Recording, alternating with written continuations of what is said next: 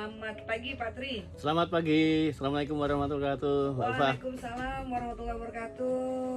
Sehat Pak Tri? Sehat, Alhamdulillah. Wah, ini cuacanya mendung syahdu, enaknya malas-malasan tapi jangan ya Pak Tri ya. Iya, ini cuaca romantis. Cuaca romantis. Ustadz Wijayanto, selamat pagi. Assalamualaikum.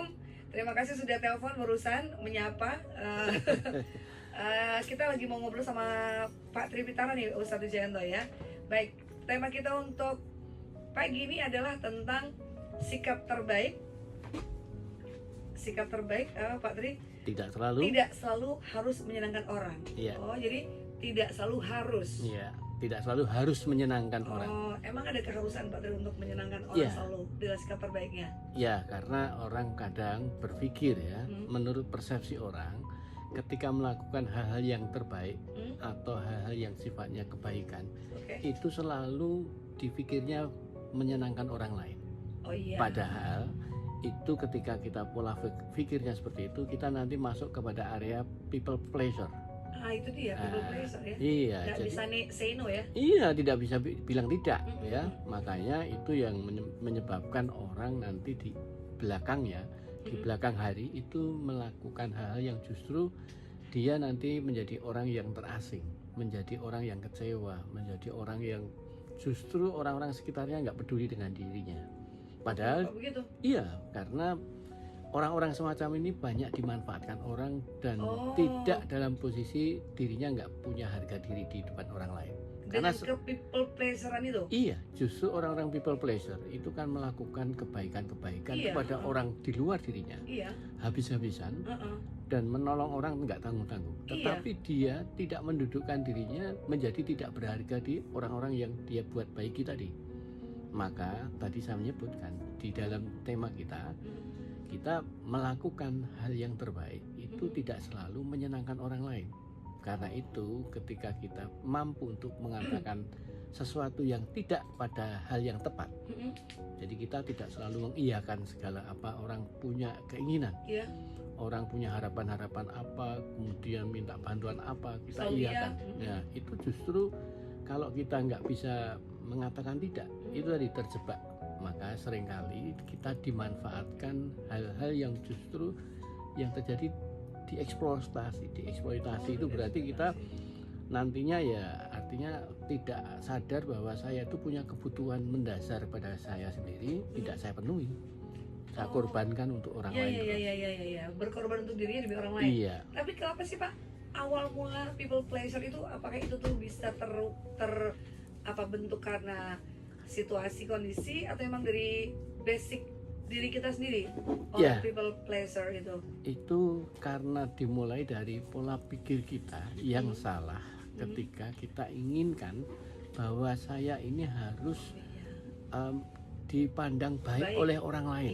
Iya. Selalu ingin mencitrakan diri kita tidak ada hal yang kurang dari saya. Iya. Ya, Pokoknya semuanya serba sempurna. Iya. Bahwa saya itu dipandang menjadi bisa seperti Superman. Iya. Sehingga bisa bantu siapa-siapa. iya, bisa bantu siapa-siapa dan bahkan nggak tanggung-tanggung ketika membantu. Iya. Ya, hal-hal yang di luar kapasitas kita upayakan dengan kalau memang masalah uang Kadang kita ngoyo juga ya. tidak hanya ngoyo, yang tadinya saya nggak punya hutang, saya jadi punya hutang. Itu dia. Yang akhirnya seperti itu. Pak Tri, dulu ya, semesta atau apa algoritma atau apa namanya itu memang tadi pagi tuh saya barusan begitu loh. Ada kayak kurang lebih dipikir-pikir yang punya keperluan orang, kayak kita tuh mengusahakan mengada-adakan sesuatu supaya memenuhi dia, tapi kita sendiri kayak tertekan. Betul. Tapi untuk Seno tuh kayak, aduh dia kasihan, kayak ngerasa dia lebih kasihan dibanding kita gitu loh Pak Tri. Itu, maka tadi sebetulnya orientasi prinsip hidup kita yang salah ya. Oh, Jadi kita ini kan punya prinsip hidup itu baik Iya. dan harus punya prinsip hidup. Kemudian memiliki komitmen itu baik Iya. dan itu sesuatu yang terbaik. Tetapi jangan salah meletakkan sebuah komitmen kita tidak sembarangan kepada seseorang ya. Kemudian yang kedua, tidak salah kita membuat prinsip hidup, karena prinsip hidup itu harus ada, tetapi jangan sampai membuat prinsip hidup yang salah. Sandaran kita satu untuk membuat prinsip hidup, yaitu apa? Kepada ilahiyah. Iya sih. Jangan membuat prinsip hidup menurut persepsi kita. Karena persepsi kita itu nafsu. Nafsu ingin dicintai, nafsu ingin dipandang baik, nafsu ingin beri predikat orang yang selalu menolong orang, kan itu. Orang yang tidak punya lelah untuk menolong orang, kan sepertinya hero ya. Iya. Tapi nggak taunya dirinya hancur. Jadi seperti lilin.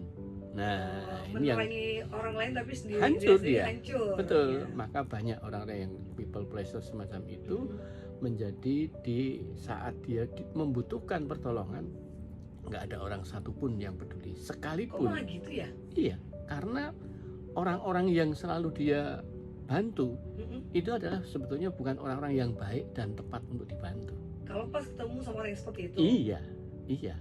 Karena dia orangnya dalam posisi membantu orang lain itu tadi selalu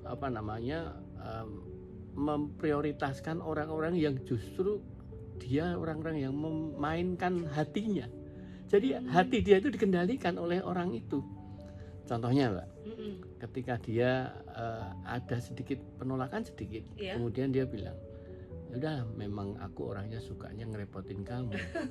Itu nyebelin sih, saya nggak suka banget. Itu kata-kata sepertinya menjelekan dirinya sendiri, padahal itu memainkan hati kita. Perasaan orang. Iya. Dan itulah yang kemudian dia nggak tega.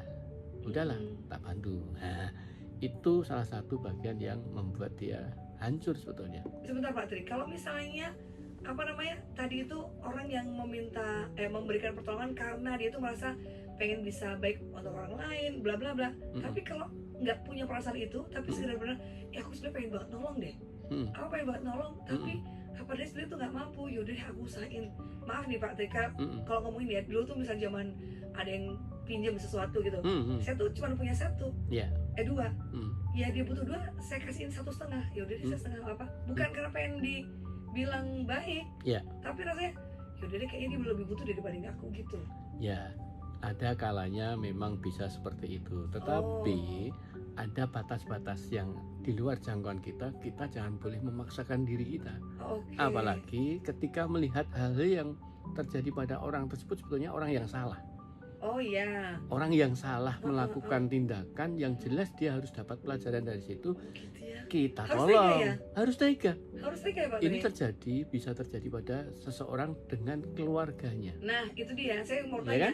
Kalau orang lain sih mungkin nggak peduli ya. Tapi kalau keluarga, saudara itu kan kadang ketemu lagi nggak enak, nggak bantu, ntar jadi ada konflik gitu Pak. Itu dia yang paling banyak terjadi seperti itu adalah orang-orang dalam lingkup keluarganya, dengan kakaknya, adiknya, atau dengan saudara terdekat lah. Kenapa begitu? Karena dia ingin menjadi hero di keluarganya sepertinya. Nggak taunya bahwa mungkin adiknya atau kakaknya yang berbuat salah tadi, lalu kita backup. Padahal membackup yang tidak pada porsinya justru itu membuat tidak mendidik seseorang. Dan akhirnya yang terjadi kita yang jadi kerepotan. Contoh, orang tersebut misalnya punya usaha yang fiktif. Ya, kan kita bisa lihat ada orang yang membuat usaha tapi usahanya fiktif. Begitu dia terjerat oleh persoalannya yang akhirnya punya banyak korban dari jeratan dia, maka orang ini kan karena masih hubungan keluarga dengan kita yang terdekat gitu ya, maka kita backup untuk mengatasinya. Nggak taunya bahwa yang terjadi kita yang tadinya nggak punya utang, nggak punya beban, itu yang akhirnya ternyata orang yang kita bantu tadi, keluarga kita yang kita bantu tadi, dia tuh nggak mau tahu dan dalam posisinya memang kamu harus bantu aku gitu, memposisikan orang, memposisikan kita. Nah ini yang akhirnya ketika dia kemudian sudah survive, sudah baik, maka dia suatu saat ketika saya yang biasa membantu kayak gitu butuh dibiarkan, nggak peduli.